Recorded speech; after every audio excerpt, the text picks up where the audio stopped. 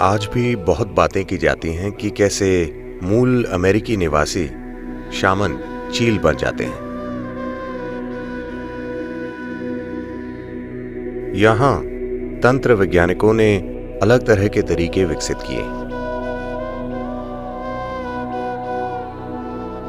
वो दूसरे रूप उठाते हैं और उनसे एक विशेष तरीके से काम करवाते हैं। तंत्र विज्ञान के कई आयाम हैं। अथर्ववेद पूरा इसी के बारे में है।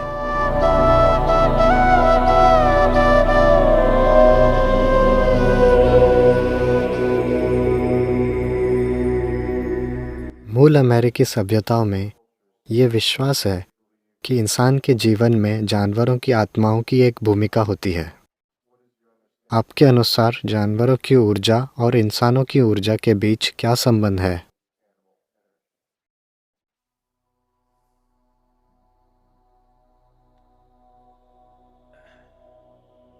देखिए, कुछ तंत्र विज्ञानों में कुछ चीजें हैं जो की जा सकती हैं, लेकिन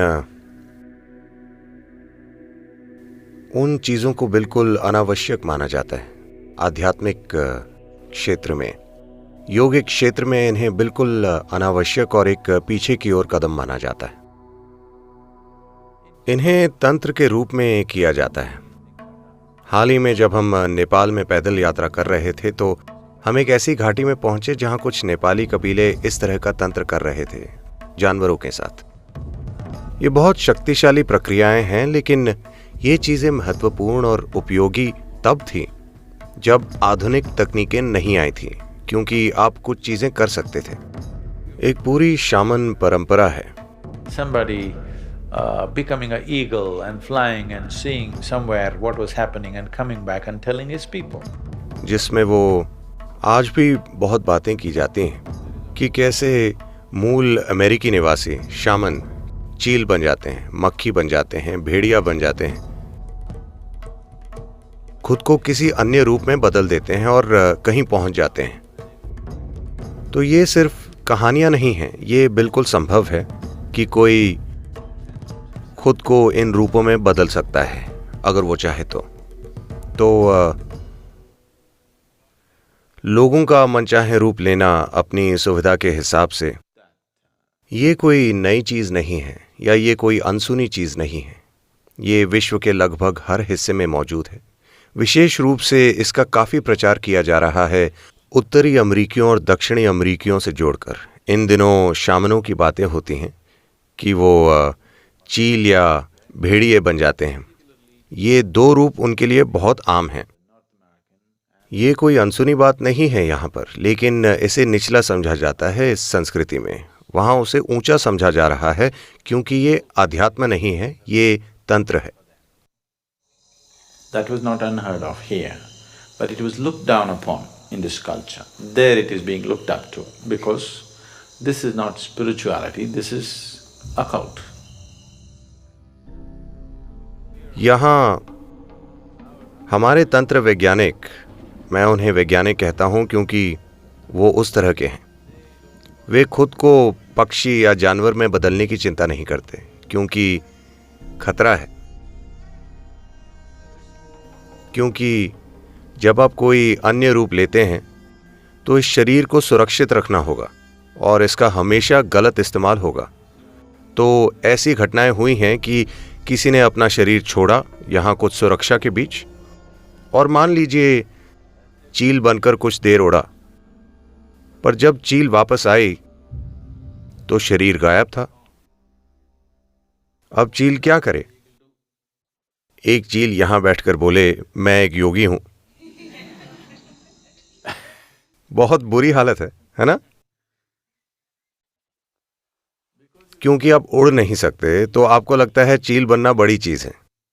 चील बनना बड़ी चीज नहीं है। वो ऊपर तो उड़ती है लेकिन हमेशा नीचे देखती रहती है। यहां बैठकर ऊपर देखना अच्छा है बजाय इसके कि ऊपर जाकर नीचे देखा जाए। सच में। तो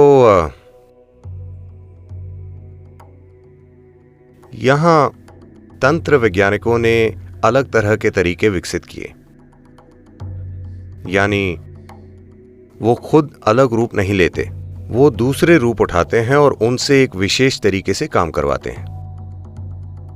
वो किसी जानवर को लेते हैं, आमतौर पर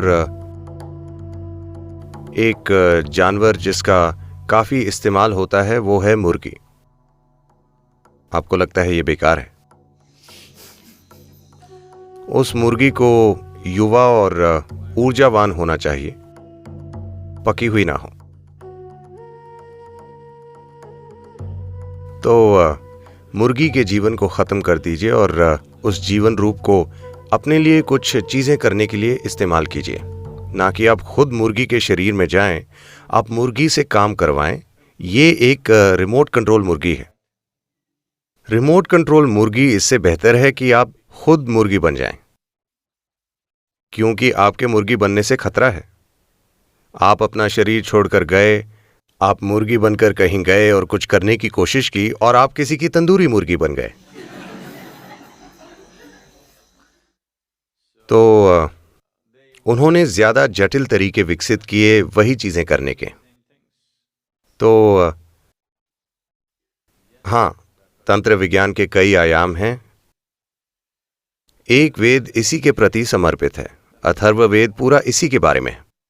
अगर आप कुछ चीजों का अभ्यास करना चाहते हैं तो हम कर सकते हैं, लेकिन हम यहां ऐसी चीजों की अनुमति नहीं देते, क्योंकि फायदा क्या है? बस यही होगा कि आप ज्यादा भयंकर अज्ञान में चले जाएंगे। अगर आप दो शरीर बदल सकें, ये और वो, तो आप और ज्यादा उलझ जाएंगे जीवन की प्रक्रिया में, उसकी तुलना में जितने आप अभी उलझे हैं। इसकी जबरदस्त शक्ति आपको कई तरीकों से बर्बाद कर देती है।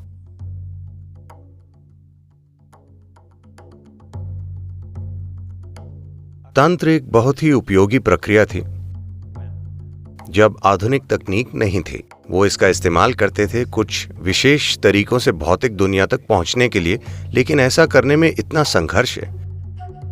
पर आज तंत्र उतना महत्वपूर्ण नहीं है, क्योंकि लगभग हर चीज जो तंत्र कर सकता है उससे भी कहीं ज्यादा आधुनिक तकनीक कर रही है। आपको बस एक ड्रोन भेजना है, या टीवी देखें, या आपकी फोन स्क्रीन आपको वो सब बताएगी जो आप जानना चाहते हैं। तो आप जानना चाहते हैं कि बादल कहाँ हैं, तो पहले आपको कुछ करना पड़ता था। अब ये जरूरी नहीं है, बस मौसम का चैनल देखिए। मैं कह रहा हूं, ये कोशिश अनावश्यक है। तो बेहतर है कि आप अपनी जानवर प्रकृति से परे विकसित होने पर ध्यान दें, बजाय इसके कि एक रिश्ता बना ले जानवर प्रकृति से। अपने भीतर के जानवर को कैसे दूर करें, ये मेरा काम है। ये नहीं कि आपको जानवरों से कैसे जोड़ें।